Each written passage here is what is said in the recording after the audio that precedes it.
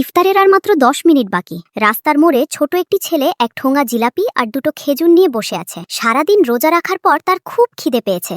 সে বারবার ঘড়ির দিকে তাকাচ্ছে। এমন সময় সে দেখল পাশে এক বৃদ্ধ লোক তৃষ্ণার্ত চোখে তার জিলাপির ঠোঙার দিকে তাকিয়ে আছেন। লোকটার সামনে শুধু এক গ্লাস পানি ছাড়া আর কিছুই নেই। ছেলেটি তার জিলাপির ঠোঙাটা শক্ত করে ধরল, আর ছেলেটি ভাবল, আমি যদি জিলাপিটা দিয়ে দিই তবে আমি কি দিয়ে ইফতার করব। কিন্তু পরক্ষণেই তার মনে পড়ল, বাবা বলেছিলেন রমজান মানে শুধু না খেয়ে থাকা নয়, রমজান মানে অন্যের কষ্ট অনুভব করা। ছেলেটি উঠে গিয়ে হাসি মুখে তার জিলাপির ঠোঙা আর খেজুরগুলো ওই বৃদ্ধ লোকটির সামনে রেখে দিল। বৃদ্ধ লোকটি অবাক হয়ে বললেন, বাবা, তুমি কি দিয়ে ইফতার করবে? ছেলেটি শুধু একটু হাসল।